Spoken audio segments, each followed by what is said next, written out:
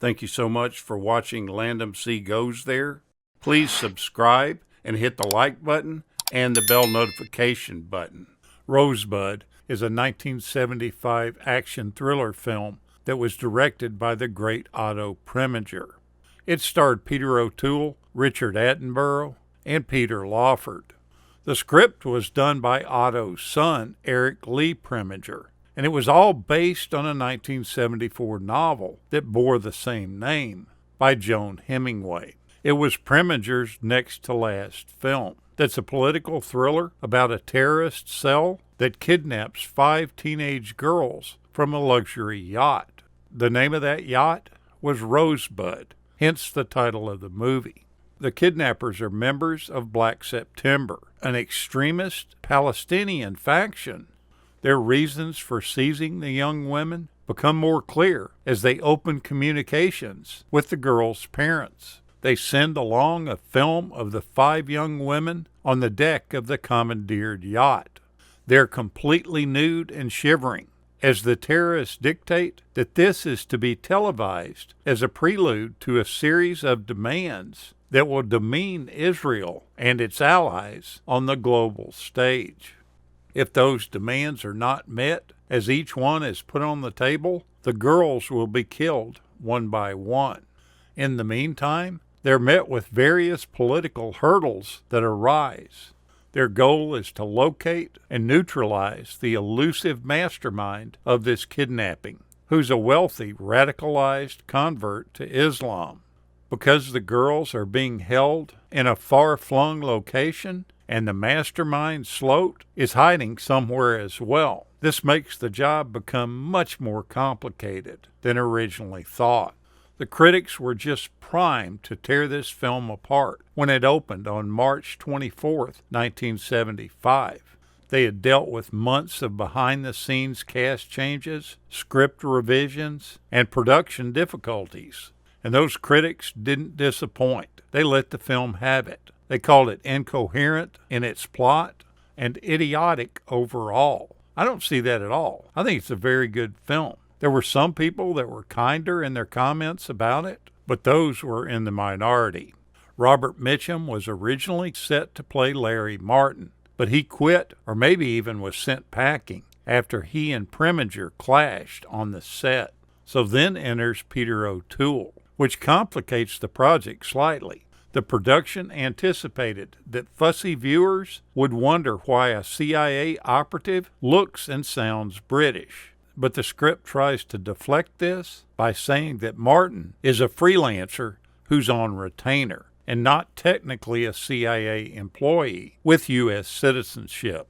O'Toole delivers a sharp performance that has a really nice counterbalance by Attenborough. The original poster artwork that was done for the film showed assault rifles, machine guns, and nudity, making this collage promise that the film would give a dose of exploitative action.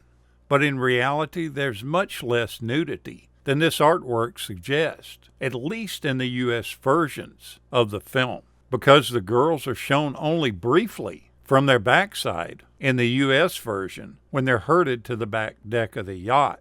It's been reported that an alternate print for other markets depicted full frontal nudity. But even though you can't see it, you realize how stark naked these victimized young women really are. The director, Otto Preminger, was of German descent and worked for many years in the theater and as a film director and producer, and also an actor. He directed more than 35 feature films in his 5-decade career. He first gained attention for the film noir mysteries such as Laura from 1944 and Fallen Angel from 1945. Then in the 1950s and 60s, he directed high-profile adaptations of popular novels and stage works. Several of these films pushed the boundaries of censorship, dealing with themes which were then taboo in Hollywood. Now, I mentioned that Robert Mitchum was originally cast as the lead, but shortly after the filming began, he and Preminger had a major blow-up and Mitchum either quit or he was fired. And according to Preminger, this was all because of his drinking. As they brought in Peter O'Toole, who was a former drinker and was known to cause havoc on the set by his indulgences, they took a chance on him as a replacement. Reportedly, Mitchum likened this to replacing Ray Charles with Helen Keller. The screenplay was constantly being rewritten during the entire production, and all sorts of other production problems arose, including Peter O'Toole being hospitalized for a brief period after losing 2 pints of blood due to a peptic ulcer bleeding. It's said that director Preminger, who had spent his younger years evading the Nazis, was less than thrilled at the concept of directing near the sites of his former trauma, and many said that he would direct scenes from his car. He wouldn't even get out when he was in West Germany. The rumor mill has it that he directed those scenes with the windows up, and when the scene was over, he would roll it down and yell, "Cut and print." Now, this movie is the film debut of Kim Cattrall, who became famous for her role in HBO's Sex and the City.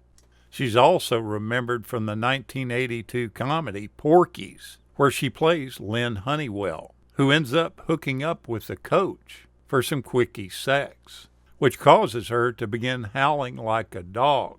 This caused everybody to give her the nickname of Lassie. She was one of these 5 women that plays the hostages, along with Bridget Ariel, Isabelle Huppert, Deborah Berger, and Lala Ward. Each one of these actresses was completely terrified of doing this harshly lighted nude scene on camera. But Otto Preminger sweet-talked them, and he explained to them that they don't need to do anything obscene in it at all. He convinced them that the nudity was completely harmless, yet necessary. But at the time of talking them into this, he forgot to tell them that they would be standing fully nude through repeated takes in front of a male crew and actors on a windswept aft deck of a boat. Of course, none of them wanted to do the scene, but on the day they shot it, they didn't rebel at all. You see, nobody would rebel against Otto Preminger.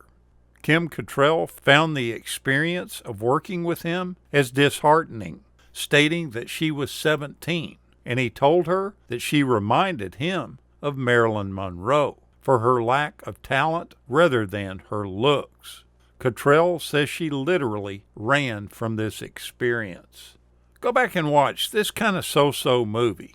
It's not a bad one, but I don't put it in the same category with most Preminger films.